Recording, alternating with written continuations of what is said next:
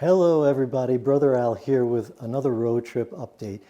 Only this time I'm coming to you from inside a motel room. It's a Motel 6 in Amarillo, Texas, and for the first time in 17 days I won't be spending the night in the van. And here's why.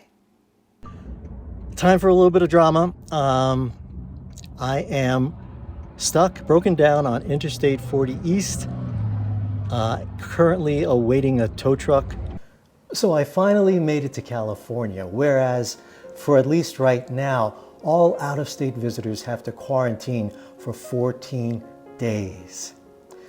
All of the roadside COVID warning signs just kept multiplying. And so I thought I'd better go back home. It's time to go back to Michigan. When I was back in Phoenix, I decided to take my Garmin up on its offer to avoid toll roads. I thought I would save a few dollars, and I expected nothing more than a quiet, peaceful, maybe pretty country road to drive on, just like the John Denver song. What I got instead was a road trip from hell. You see, by avoiding the toll roads, that meant I'd had to drive through the Salt River Canyon. And I had to drive on a mountain road at the very, very top. Now, the Salt River Canyon is the Grand Canyon's little brother, but it's still huge and immense and intimidating. It's a narrow road with nothing but a drop-off cliff to my left or to my right, and occasionally both at the same time. And to make matters worse, as the sun was beginning to set, there were no more stripes on the road, just black asphalt, which eventually gave way to nothing but gravel. Occasionally, there would be what's called truck runaway ramps. Yeah, it's as scary as it sounds. And they're there for unfortunate big rig drivers who can't quite navigate yet another sharp hairpin turn. Miss that ramp and, as my Jewish friends would say, oi gewollt. Now, the Salt River Canyon Mountain Road does provide you with some pretty indescribable scenic views, if you like that kind of stuff. But they were views that I kept telling myself not to look at, lest I faint.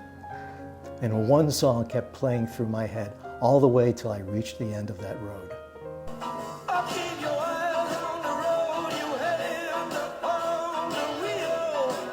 But thank God I got through it safely. And thank God again that the van waited until we were back to civilization before breaking down. And I could have phone service again, and my companion Siri would come back. Did I mention I drove through some clouds? So here's what happened to Francis, the Fryer truck. While I was driving that horrible mountain road, I started hearing a squeaking sound. It sounded like somebody getting up and then sitting back down on an old mattress. And I remember thinking to myself, when I get back home, I'd better have my shocks checked. Meanwhile, the Fryer truck was doing its very best to wait until we were back on a regular interstate before breaking down. The guys at the repair shop that I was towed to 100 miles away weren't at all surprised that one of my axle rod bolts had broken after that drive through the Salt River Canyon. So here I am at a Motel 6 in Amarillo, Texas.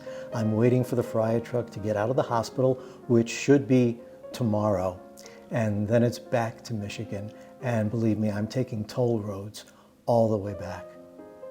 Once there, and when I have more than an iPhone and a laptop to work with, I'm going to be putting together a little video about how I spent Thanksgiving Day and weekend.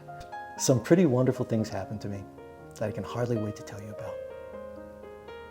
Peace and all good.